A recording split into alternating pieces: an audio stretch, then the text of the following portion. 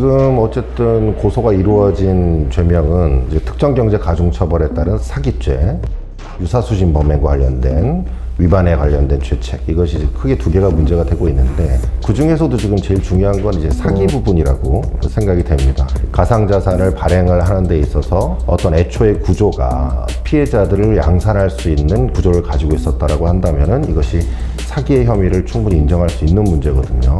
그런데 이제 제가 여기 관련된 테라와 루나와 관련된 내용들을 보면은 그 앵커 프로토콜이라고 하는 걸 이용해가지고 투자자들을 계속 유인하는 책을 썼습니다.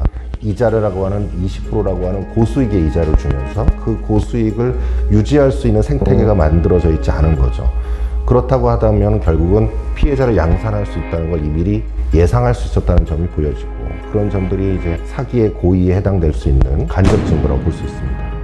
쉽게 얘기하면 테라코인, UST라고 하는 테라코인을 받아서 예치를 하면은 이자를 20% 주기로 한 겁니다. 그리고 또 반대로 또 대출을 하면서는 13%의 이자만 받아요. 그러니까 결국은 예금을 맡기면 대출을 받아서 예금을 맡겨도 수익이 날 수 있는 구조를 만들어 놓은 거예요. 그러다 보니까 그 테라코인이라고 하는 것이 계속 가치를 상승하게 된 겁니다. 우리가 이제 스테이블 코인이라고 해서 1달러에 대응하는 그 가치의 안정성을 유지하기 위해 스테이블 코인을 만들어 놨는데, 결국은 루나 코인이나 이런 다른 코인을 통해서 이거를 가치를 유지하겠다고 하면서 결국 많은 투자자를 유인할 수 있는 일종의 폰지 사기 구조와 같이 만들어 놓은 거예요. 계속 투자자들이 유입됩니다. 근데 만약에 20%가 달성될 수 없다라는 것이 어느 정도 인식이 되거나 또는 이유를 그 이상을 줄 수 없게 되는 단계가 되게 되면 결국은 유지할 수가 없게 되고, 그 테라코인에 대한 수요가 줄어들게 돼요. 수요가 줄어들면 줄어들수록 결국은 붕괴 속도가 빨라지게 되면서 결국은 가치 폭락, 그 다음에 많은 투자자들의 피해를 양산하게 되는 거죠.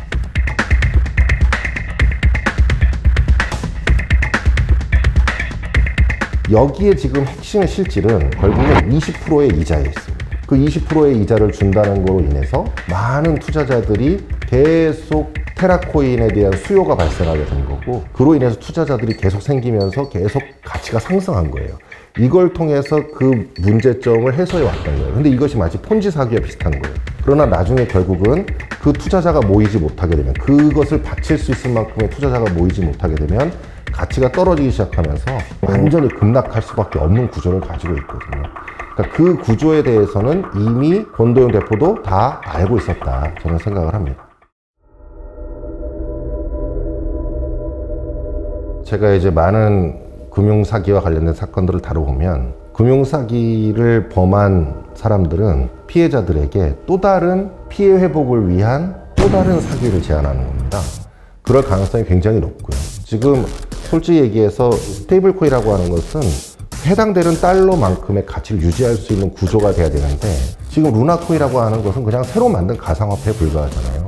이것이 어떤 특정한 가치를 갖고 있지 않거든요. 이 가치는 이거와 패깅이라고 해서 서로 연동되는 과정에서 발생하는 가치에 불과해요.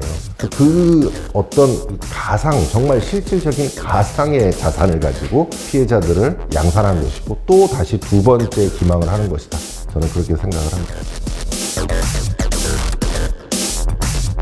저도 뭐 도주의 우려는 충분히 있다고 생각을 합니다. 왜냐면 이제 본인이 이미 이걸 통해 상당한 이득을 취했을 거란 말이에요. 이 가상자산의 경우에는 결국 사고 파는 사람이 있기 때문에 누군가는 큰 손실을 보고 누군가는 큰 이득을 얻은 사람이 반드시 있습니다. 중간에 그 돈이 어디 사라지고 없는 건 아니거든요. 그러면 그 큰 이득을 본 사람이 누군가를 아마 찾아보면 그건 실질적으로 설립하고 운영진들이 대부분 큰 이득을 얻었을 거라고 생각이 돼요. 그래서 아마 그런 부분에 대해서 검찰에서도 적극적으로 그 자산에 대해서 압류를 하는 조치를 취해야 될 거라고 생각하고요. 그래서 그걸 통해서 혐의를 밝혀내고 그거에 대한 처벌을 하는 것도 당연히 중요하겠죠. 그런데 이제 권도영 대표나 이런 사람들이 또 도주를 할 우려도 굉장히 크기 때문에 그만큼 큰 이득을 얻은 만큼 도주의 가능성도 더 높다고 생각하고, 신병 확보나 이런 부분에 대해서도 특히 신경을 써야 된다, 이렇게 생각이 듭니다.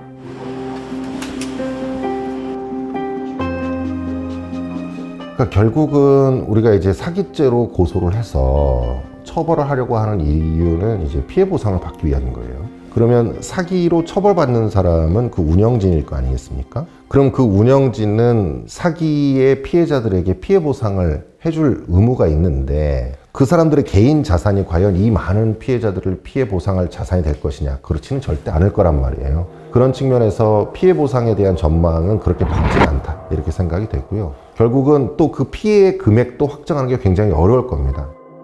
제가 생각하기에 이 사건 수사의 핵심은 기망행위를 증명하는 데는 크게 어렵지 않을 거예요.